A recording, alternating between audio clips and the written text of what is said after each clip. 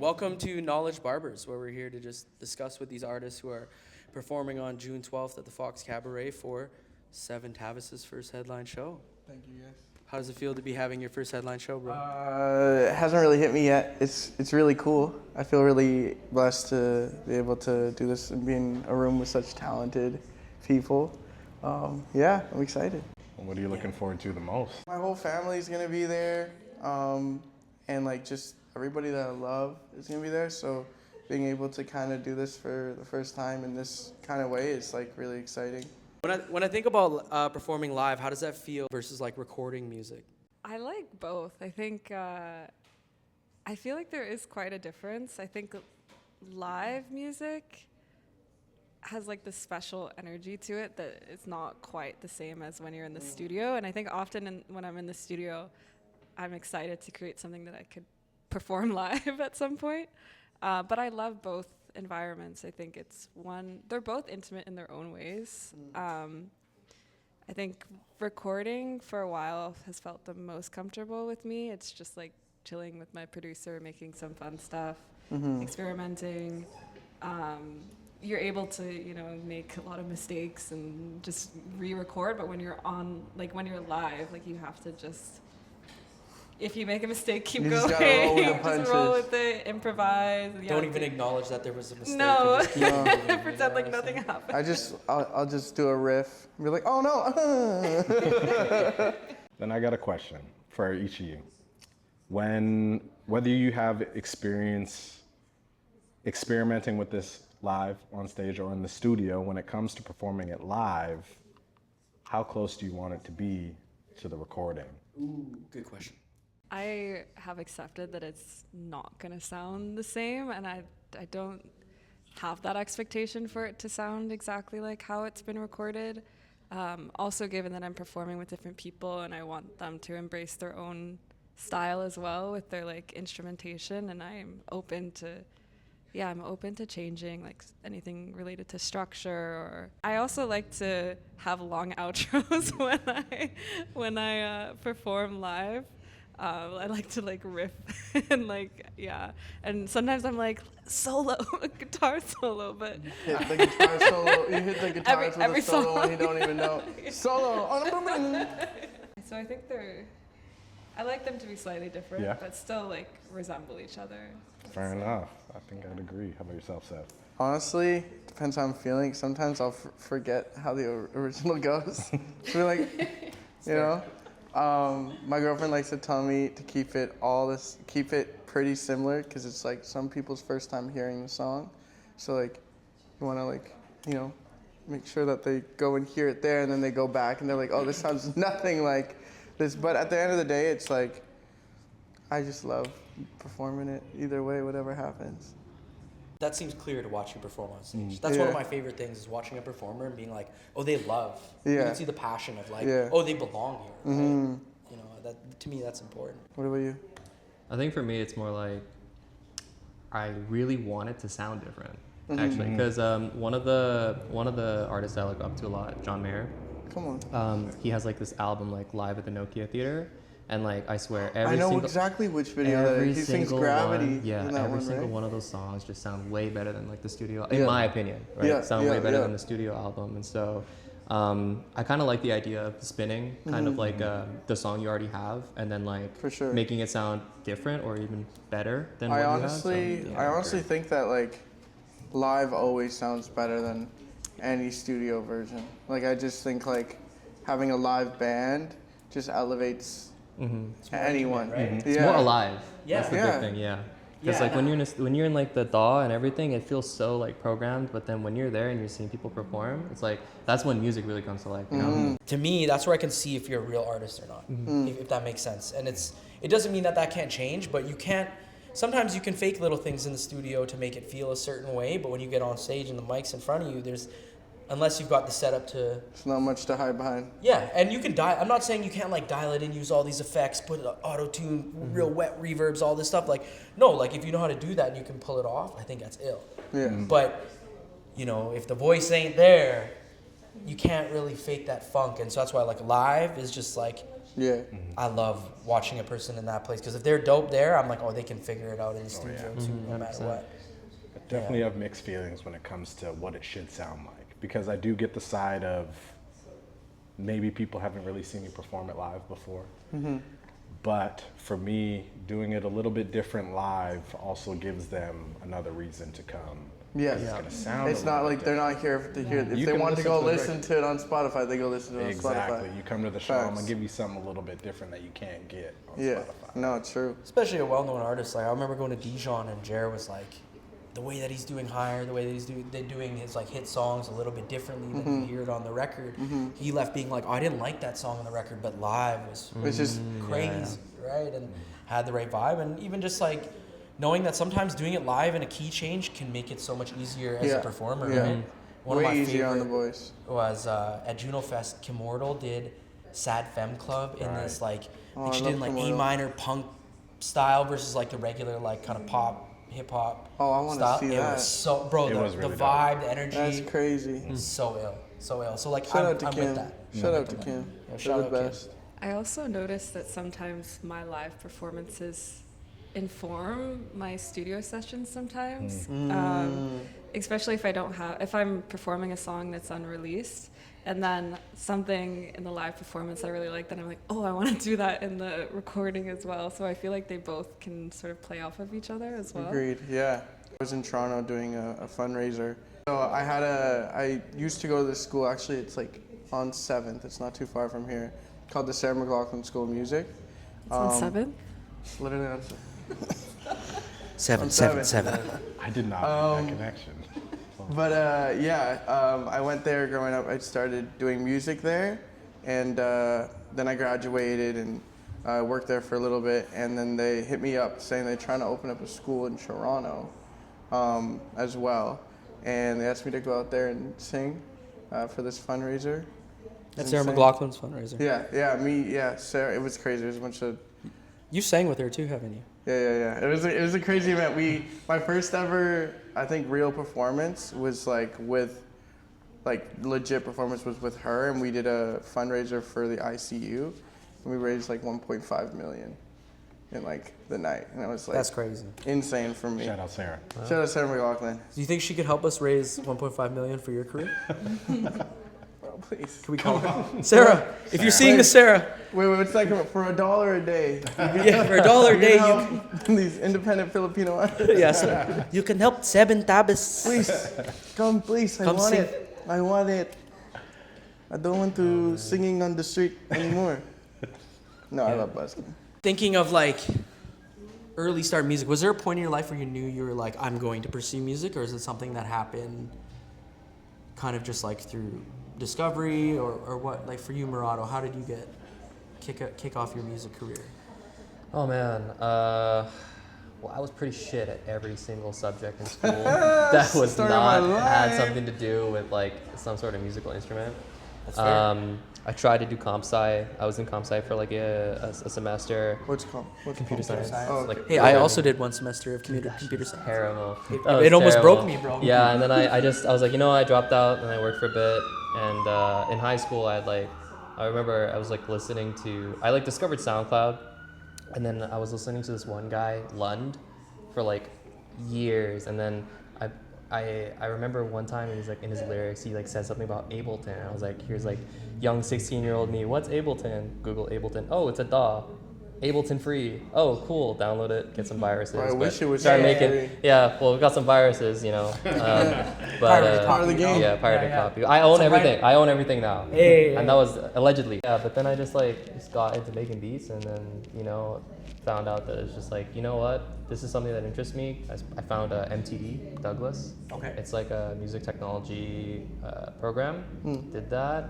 We went with Tenno, the boy Yeah, Tenno. that's where I met Jake. Shout out. Tenno, And yeah. if I'm not Tenno. mistaken, Tempo Pisteo as well too. Yep, good homie of mine. Shout out Tempo. Yeah. Tempo's crazy. Small key world, player. right? Because that's her main producer. Is Tempo. Oh, for real?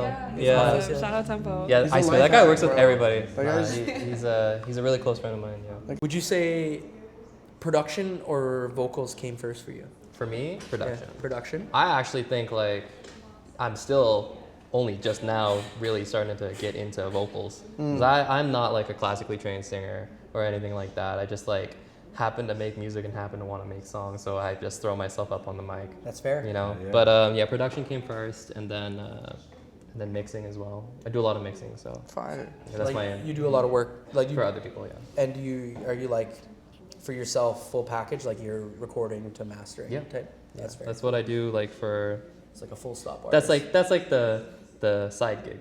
Yeah. You know, obviously trying to make the music and the career work. Damn. I mean, I think in the arts too, like overall, you have to be. The more versatile you are, the more sustainable you're gonna be, and the more opportunity you're gonna have to like drive revenue in different places. Because I think a big misconception in music and art is like, oh, we're gonna get paid right away from this type, or like, or that there is, or that there is money in it, and like, Laugh. I mean, The biggest laugh we've gotten so far. Paid. pay money. What do you mean? What do you mean? But even that, it's like when the money comes, typically it's not coming for like 6 to 12 months, right? Like, you don't always, you're not, once you release, the money don't roll in. It's like radio takes time to get paid. All those things take time. Or like 25 years, Or 26 years. this is an investment, right? This is the ultimate investment. Still in your waiting. career. 1 year. Please. So June 12th, Fox Cabaret. yes.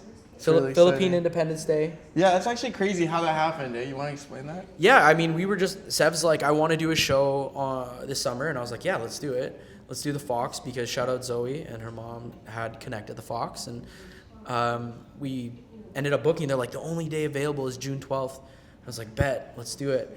And then later we clued in that it's Philippine Independence Day, and we have. So if you're Filipino, you should be there. And You if should be there. And if you're not there and you're Filipino, like, what are you doing? You don't care about your culture.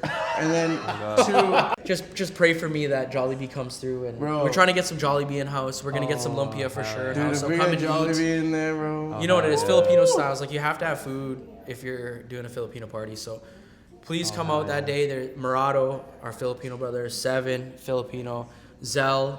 We'll put a photo of Zelle somewhere here, Wait, I'll put Zelle right here. who's also Filipino, and Maya, who's our Jamaican Canadian queen.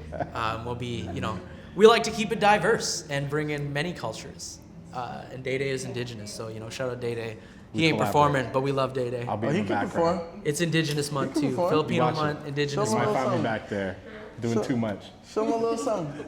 Not today. Oh, June you 12th. To keep it in live show, what's the best live show you guys have ever seen? Who was it, and where was the venue? Bruno Mars, Where was it? Rogers Arena.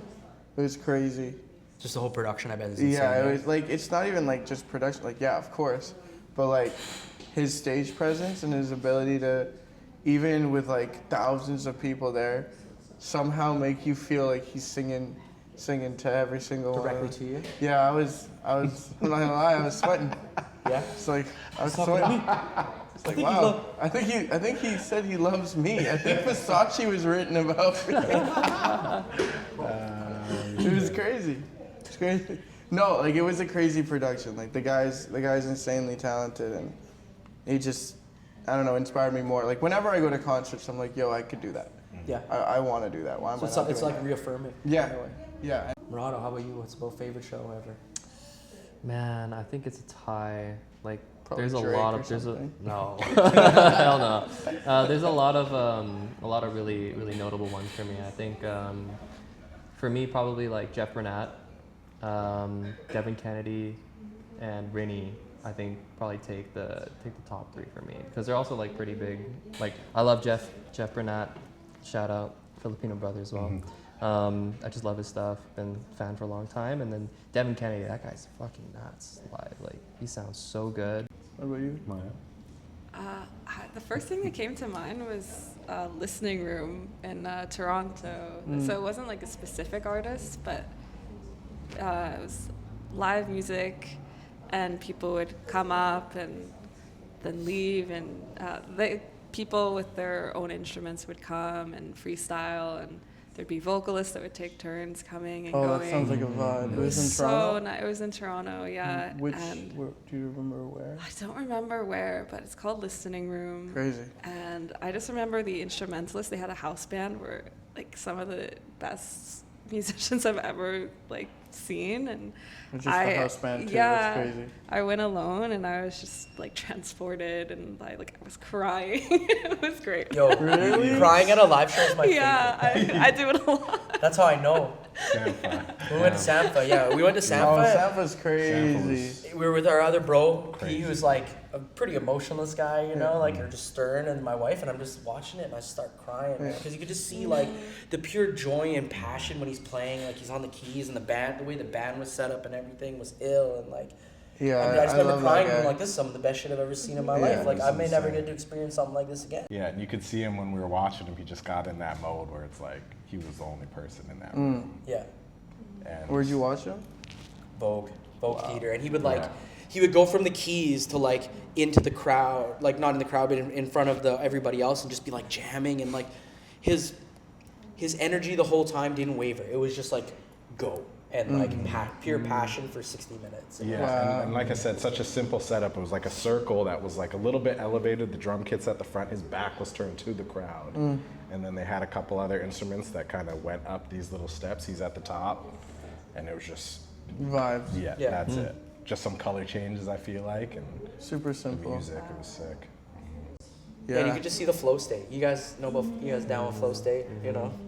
When you see somebody in that on stage, like that's to me is They're like just one in of their flow state. yeah, I'm just, it's Crazy. magical to me.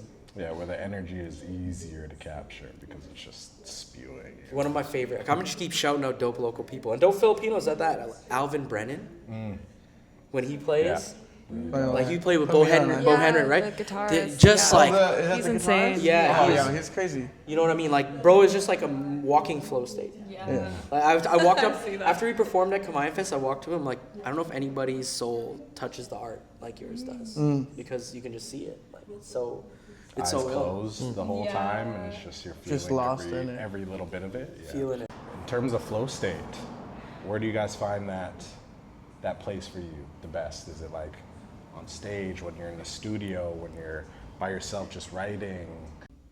I love being in like a living room and like just headphones on and like just recording that way. And like the studio is just, it's too scary for me. Some you pressure know? up there.